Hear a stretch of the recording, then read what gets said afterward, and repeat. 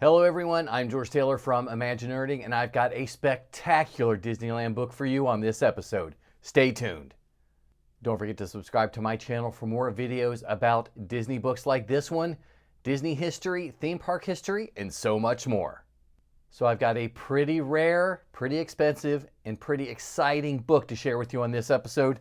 It is The Art of Disneyland by Jeff Kurtti and Bruce Gordon. Of course, fans of ImagiNERDing are going to know, if I can get the words out, that I'm a big fan of author and historian Jeff Kurtti. Bruce Gordon is a former Imagineer. Unfortunately, he passed away a few years ago, but had a big part in the renaissance of Disneyland and authored quite a few books with Jeff and some other, like David Mumford, The Nickel Tour, which is probably the most incredible Disneyland book you'll ever see. But let's dive into this book, The Art of Disneyland, and see what makes it so spectacular. Let's dive into The Art of Disneyland by Jeff Kurtti and Bruce Gordon. This is a 2006 title, and of course when you open it you get this amazing Disneyland fun map, which, if I remember correctly, was by Sam McKim. Of course, it's been a few years since I've actually cracked this one open, so I'm just as excited to take a look at it as you are. Jeff Kurtti, Bruce Gordon, 2006. And the table of contents follows Disneyland Park for the most part, as you would go around. Take a look at the whole thing. So, introduction by Marty Sklar, with great painting by Christopher Smith. They did for the 50th anniversary. So you get a little bit of history of, because of course Jeff Kurtti loves his history. Bruce Gordon was a fan as well, but you know, some of the first incarnations, the site plan that was going to be on Riverside Park in Burbank. Of course, the famous sketch by Herb Ryman, Schematic Aerial View, which was that lost weekend that Herb spent with Walt Disney planning out this. And Roy took this to the investors to get money. And Peter Ellenshaw did this one. This is a pretty famous one because it had a black light on it. Turn the lights off and things were lit up. Oh, well, here we go. Quite coincidence. So absolutely gorgeous map. Okay, so here we're going to have to reorient this because, like the Art of Disneyland, it looks better this way. So let me reframe it. Just got everything straightened out so you can take a good look at the way this is presented. And of course, just like the Art of Walt Disney World, Jeff Kurtti stated that he felt the artwork was displayed in this fashion a little bit nicer, and I have to agree. So the basic premise of the book, they're breaking it down by land, and they've done concept art work for all these areas. And of course, we're going to see a lot of the same artists throughout this book until you hit different time periods, basically. So starting off at the beginning, some of the first idealized versions of Main Street USA, artists, Herb Ryman, Marvin Davis, architect extraordinaire who helped design it and designed Walt Disney World, and then Dale Hennessy did some late 1950 early artwork. And you see how Disneyland evolves over the time as well. So we've got some vehicles, image of the Red Wagon Inn, Sam McKim, Robert Gurr, or Bob Gurr as we know him, he's still alive, did some artwork in here as well. So with this, and just Center Street, different views of Main Street USA. And I love just staring at these photos. I would frame every single one of these. They're wonderful. And of course, exterior color elevation, very important to match these colors. And none of these colors are the same today. It's amazing how our tastes have changed.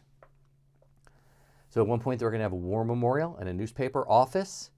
Another view by Dale Hennessy of Main Street USA. Interior of the Emporium as well. And the Main Street Bookstore interior. Oh. It says here, Walt Disney was passionate about the value of books, and a bookstore was a component of the Main Street from the earliest designs. Love it. Okay, the Swift Market House, 2 different designs by Dorothea Redmond. I love Dorothea's work. Her stuff is amazing. Great moments with Mr. Lincoln. So we've gone ahead about 10 years or so to get some of this concept artwork done. Look at that. At one point in time, 1978, they were thinking about putting snow on Main Street. How cool would that have been? And then Holiday Christmas Parade Adventureland. Here's adventure, here's romance, here is mystery. Herb Ryman, Eddie Sato, 1993, relatively new compared to an older Marc Davis. Look at that. Adventureland, John Hench, another name we should all be familiar with, and of course Harper Goff did the shots here of the Bizarre Saloon Jungle Cruise building elevations. They're just wonderful. So much detail in these. The Enchanted Tiki Room, Herb Ryman, Marc Davis, John Hench.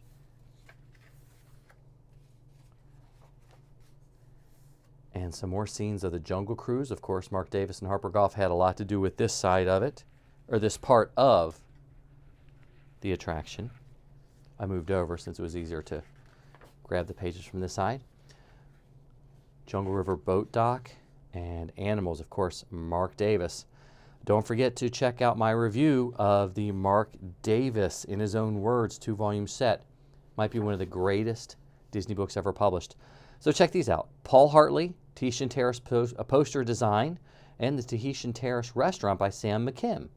1962, 1967. So you can see how the idea was slowly evolving. More stylized, more idealized. Wonderful. Okay. And then we got the Swiss Family Treehouse. And at the bottom, right side, look, the layover by Steve Abernathy for the Tarzan Treehouse. How they were going to do that. Great to see these juxtapositions. Okay, top one, Herb Ryman, Indiana Jones exterior street scene. They brought him back in the late 80s to create this. Masterful. With Herbert Ryman, his emotions just came through almost in, the paint is cluttered, but oh, it's beautiful. And then you've got this Eric Robison, view of what it could look like on the inside. And I love this image at the top. Indiana Jones Interior Show Ride by Brian Jowers.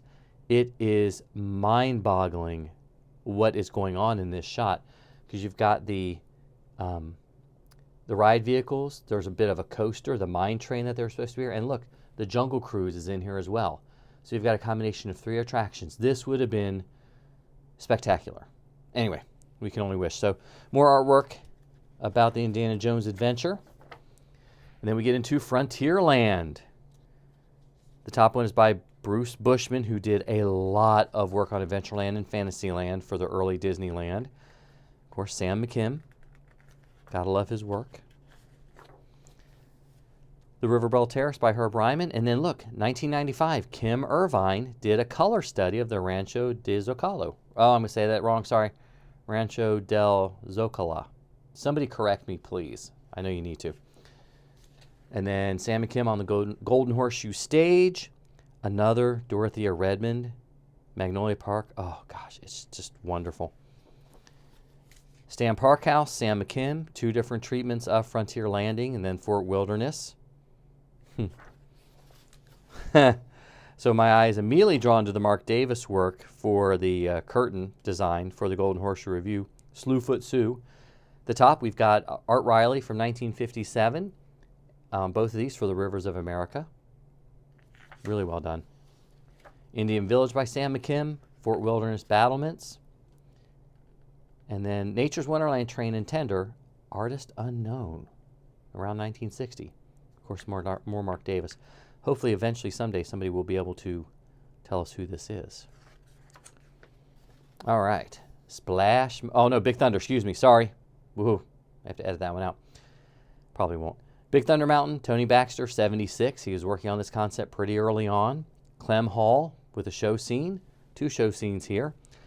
And you can really see how the influence of the over at Knott's Berry Farm, the Calico Mine Ride, was on this. This is the way it was set up, the interior shots, the way the cars are. New Orleans Square. Gosh, what a beautiful overlay this is. So the year for this, 1957 by Sam McKim. It's got the haunted house here at the top as well. And I guess this would have been before they had even thought of the pirate walkthrough. And Dorothea Redmond, another exterior. She did some beautiful work for New Orleans Square. Interior of the Blue Bayou Restaurant. And then this is Herb Ryman's New Orleans Square Artist Courtyard. gosh, both of these artists, look at how magnificent both of those pieces of artwork are, but how different they all are to each other. Anyway, so we've got a lot of scenes from Marc Davis here with the Pirates of the Caribbean, some classic iconic scenes. Claude Coates helped do a study for the show scene of how it was going to be set up for the auction. And then Blue Bayou watercolor by Dwayne Alt. Lovely. More Marc Davis. It's called Auction Antics, 6 different pieces. And again, you can get a lot more detail in the Marc Davis book about these. New Orleans Square Show Studies by Dwayne Alt, 1963, 2 different pieces. A little dark, a little somber, feels a little more run down than what we see, but feels more like with the Pirates theme. Here we go, the Haunted Mansion, some of the first ideas for it. The top one is a Sam McKim 1958, 1957 Ken Anderson, and in 1961 Marc Davis. Look at all 3 of the different ones. There's some similarities between them, but also some differences. So concept by Marvin Davis and Sam McKim, colored pencil, gouache.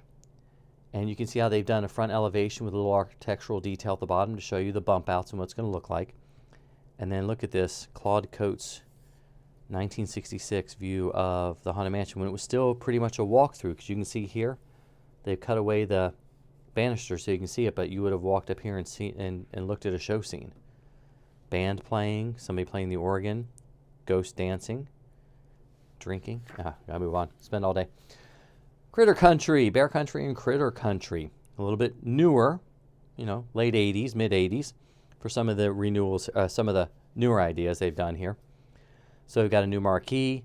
Then in 1969, they started looking at some of the areas, what they were going to look like as far as what the elevations. And I just love images like this. Richard Klein, really good job with these. Okay, anyway. More Marc Davis concept artwork. Absolutely wonderful. Now we get to Splash Mountain. This is a pretty famous Dan Guzzi acrylic that you see in a lot of advertisements. And then Splash Mountain overall north side exterior rendering by Colin Campbell, 1985. And then the show scene, the ride finale by Colin Campbell. Exitencio did Brer Frog. And of course at the bottom you've got Scott Baker doing some characterizations.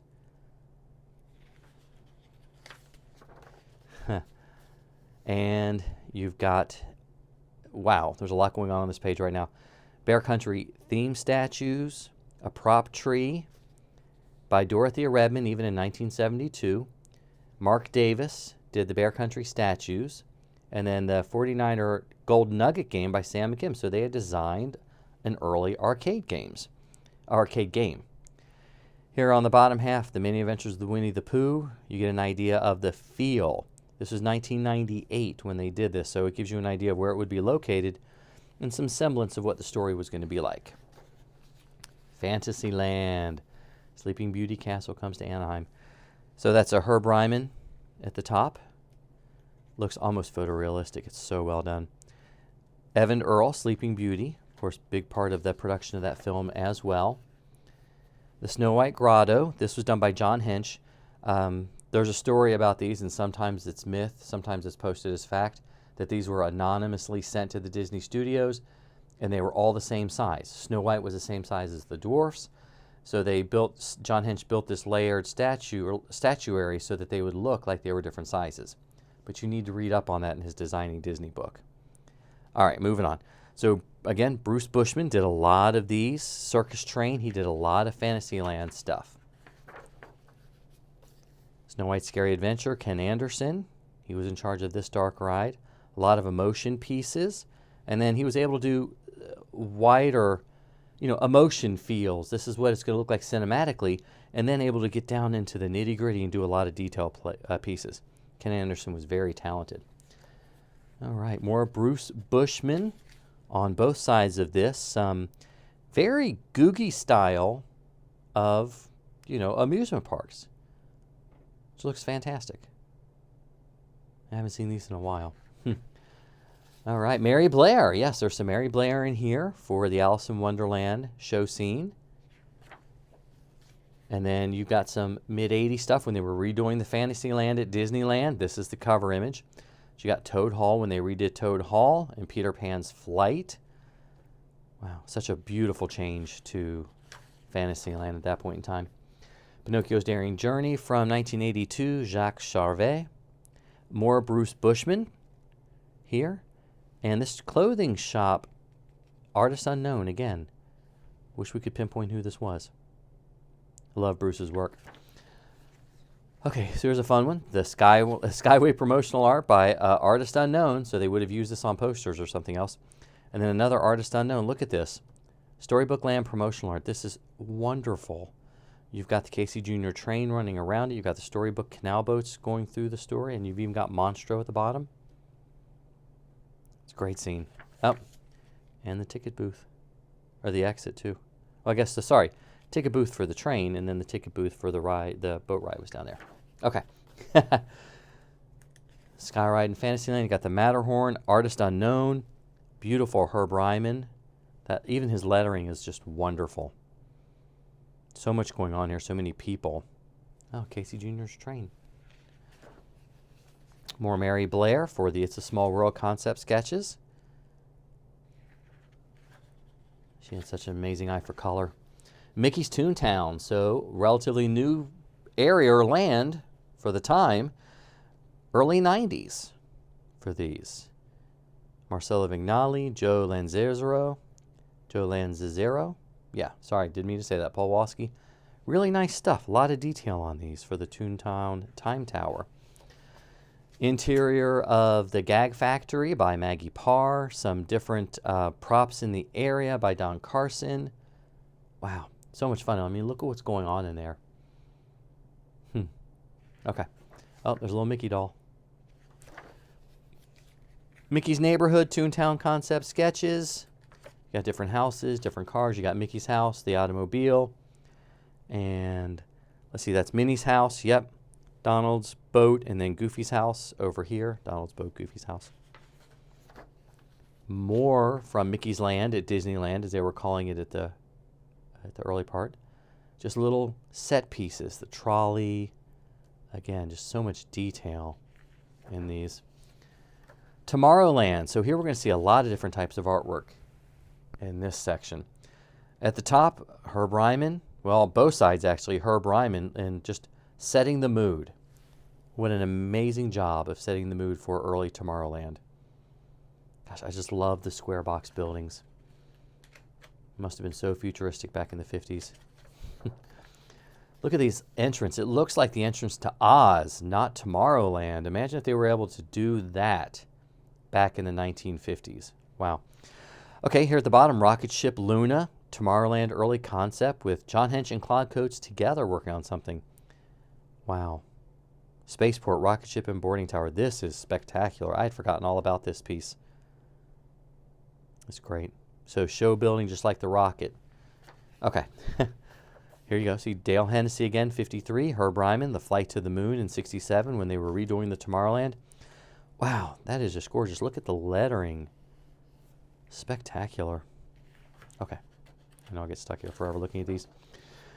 Top is Herb Ryman's concept for Tomorrowland 1967. This one we've seen a million times. And underneath it are the Tomorrowland entry murals by Mary Blair. She did in 66, 67. And now they're covered up by tile and the Star Tours mural. They were along these sides, basically, as you walked in, the murals. Concept art by Ray Aragon and Exitencio for Adventures Through Inner Space. More of a mood piece to show you what was going to go on with the ride vehicles. Precursor to the Doom Buggies, the Atomobiles. One of the first Omnimover concepts. Colin Campbell, Carousel of Progress from 66 when they moved it back from the World's Fair. And Sam McKim, 2 shots of the Carousel of Progress. Wonderful. What a way to capture. Sam McKim doesn't often draw people. When he does, he has a great style. Top part, John Hench.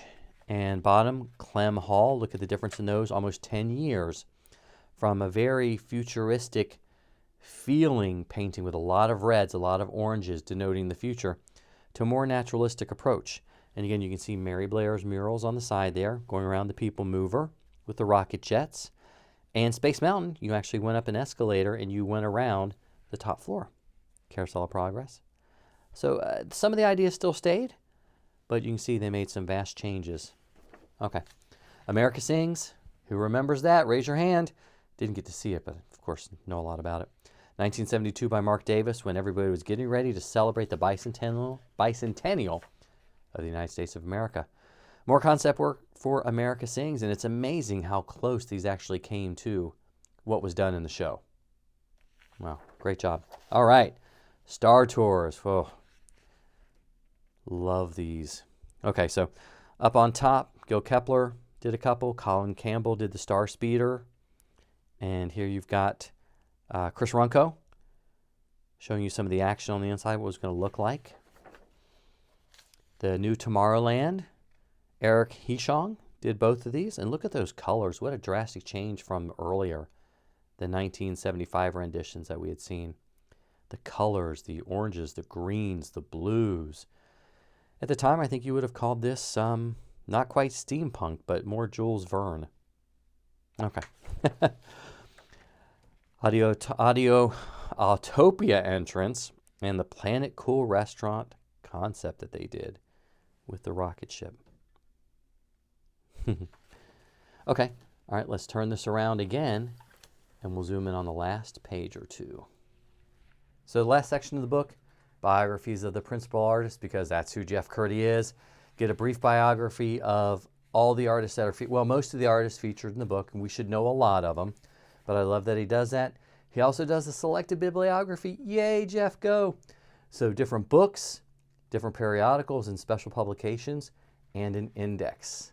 Love this book so much. And a quote from Walt Disney at the back, working with some of his artists. And there you have it.